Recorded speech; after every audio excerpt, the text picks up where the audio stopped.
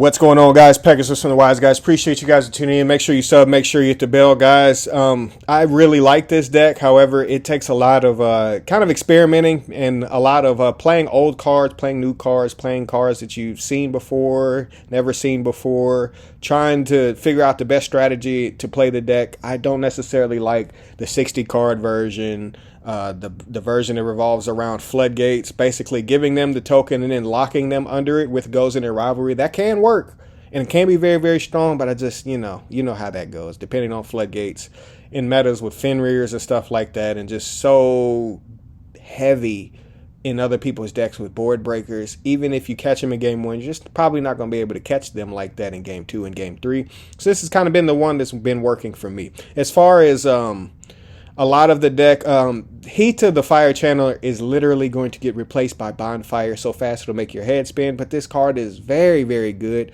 for what the deck needs to do, which is always open Volcanic Trooper, which can also happen off of Fire Ejection in conjunction with a card like Circle of the Fire Kings. Pretty much always ensuring that you open up Volcanic Trooper. Maybe even better than playing Pot of Prosperity, which I just didn't want to play inside of the deck because cutting the burn damage in half can actually greatly cost you. And actually playing a card like Extravagance, that would definitely mean that a free extra deck would have to be even more free.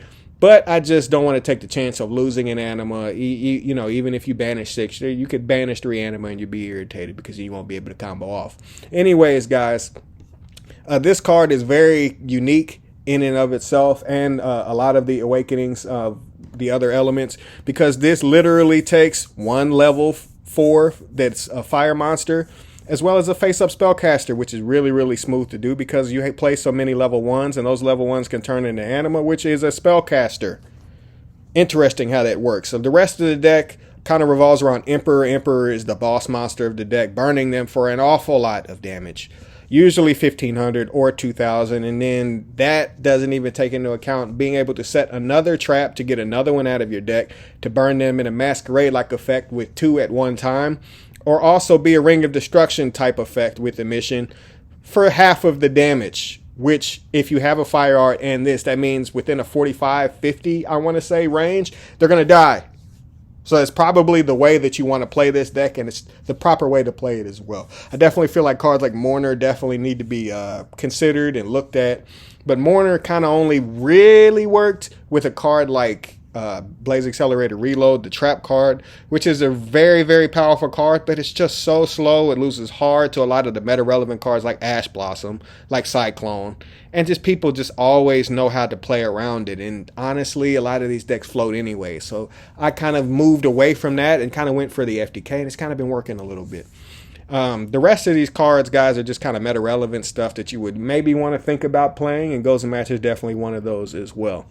As far as the actual combo for the FDK, though, it definitely revolves around pretty much Blaze Accelerator, but I just wanted to show what Shell can do, but it can also revolve around Trooper as well. As long as you can get the Rimfire into the graveyard, as well as have a level 4 or lower fire monster in the graveyard, you definitely have something going. That's really without saying, but let's get into the combo. Next play from afterwards of the Volcanic Blaze Accelerators to normal summon the Volcanic Shell. I know that's a really weak normal summon, but then you're going basically into Relinquished Anima, which then paying 500, you get to add another shell to your hand, and then special it off of the Blaze Accelerator out onto the field, which then gives you the easy setup of the Awakening. But you first want to dump Rimfire to be able to switch out the Blaze Accelerator on the field for another Blaze Accelerator on the field. Once you do that, give them the token off of the fire ejection. You pretty much have a setup for the following Blaze Accelerator that's going to come out on the field as you just switched it. And from there, you get to summon out Awakening of the Possessed, and no, there's no real way to stop it in the game, in my opinion. I haven't seen it. Maybe somebody could like Gamma it if their board is wide open, but I mean, if people playing Gamma, you're just going to get caught by it.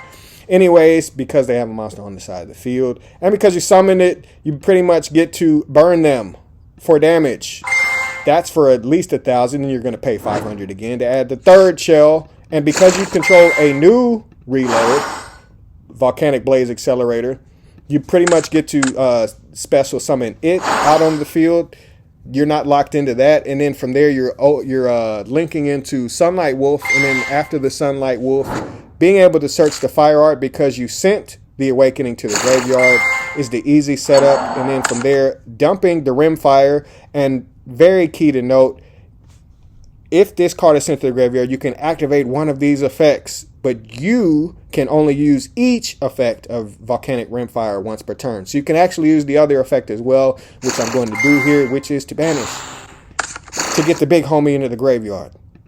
After that, guys, is set up. You want to probably, in most scenarios, and this is where I see a lot of people like not understanding the deck, this is where you really burn for a lot of damage because you already have one banished, and you're banishing 3 more, and you've already used the shells, and you can get them back off of the Inferno Trap card anyways, and just in case they get banished, and you're kind of good, and you're way out ahead of them anyways. But anyways, in getting back to the combo, you essentially banish those 3 to be able to summon Emperor, and from there you're getting to burn them for 2,000. So you've already done 1,000. You've already done 2,000 more right here.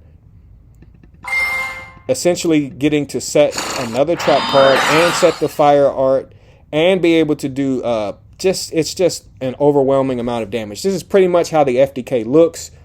I'm pretty sure they'd be at 2950, so I'm pretty sure they'll be at 2950 before they really blink if you do the combo correctly. And regardless, this equals another Volcanic Emperor, which can easily be game, and just in case they super poly you or something. Who knows? If you get caught by that, you still have a way to get the game because you've burnt them for an awful lot. You could get another one out onto the field, and then you could burn them anyway after you've burned them for a little bit. So it's just something to think about, guys. You can also do the same exact combo. Nothing really changes. You just leave a Volcanic Trooper on the field. So if you open up Trooper, it doesn't matter. As long as you can get to a level 1, get it on the field, switch out your Blaze accelerators, you're going to be good, and you're going to get to spam as many monsters that are Volcanic from your hands for as many times as you can put Blaze Accelerator on the field.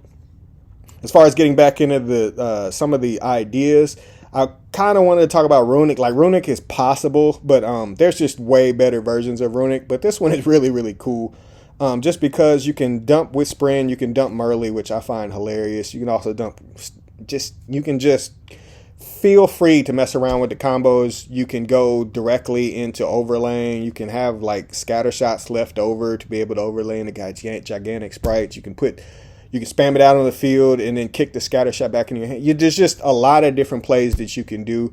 And just having the Runick engine being your backup is just really, really strong as well. But I just don't know if that's quite enough. Although hugging, either pitching a shell, pitching a rimfire, pitching a reload, those are just really, really insane. But because this deck is slower, that would be why I would consider playing this version this way in this deck. Because the trap card is a little bit slower. Runick is a little bit slower, so it just might help you a little bit. And not try to burn them, instead try to control them. That's just my opinion. As I get out of here, guys, I definitely wanted to talk about some of the ideas, and there's way more than this. If you wanted to go a heavy trap build, you obviously have a lot of the trap stuff. You can play Prosperity, but I'm not cutting the burn damage in half. And with you have stuff like Bonfire, it just is going to make everything so much easier, and it's coming out very, very soon. I think it's in the next core set that everybody's going to be picking up, so you just want to look out for that. I think it's in AGOV. I may be wrong. You can also easily put cards, because you're going into anime, you can also go into stuff like Almirage with Vortex Trooper or any of those level 1s that are low. You can easily slide certain cards like that out onto the field. And then obviously you have level 2, so you can go into a sprite package, slip the Dogmatic is in there because you're getting extra deck monsters on the field very, very easily, and you can just break your opponent's board with Nadir Servant. And then obviously with stuff like Snake Eyes around the corner, that brings a whole new way to play as well. You can also play Mech Knights because you get columns created very, very easily. You can easily put a monster into the extra monster zone and have a Blaze Accelerator card, thus creating a column. And then last but not least, I definitely feel like Salamangreat. Maybe I just wouldn't play Salad right now anyway. But if you are, just play Salad. Don't try to combine that into some mass craziness. Although that might just actually work because let's say you use Mirage Stalio or something like that, you're still going to be able later on in the turn to still go off with your Volcanic stuff. I wouldn't even try that. Blaster is definitely something you have to consider, and Mourner as well, but it is what it is. But it's a time card. It burns for a lot, and it actually combos with the trap card. If you get their card to be negated and it's on the field, and they don't want it to leave the field, and then you banish the trap, it's going to leave the field. They're going to get burned anyway. Plus the scatter shots. Very, very important to note. Moonlit plus cards, that is very, very good inside of this deck, especially the trap card. Last but not least, guys, make sure that you sub. Got plenty more videos coming. Appreciate you guys for tuning in. Pegasus out. Arrivederci. Ciao!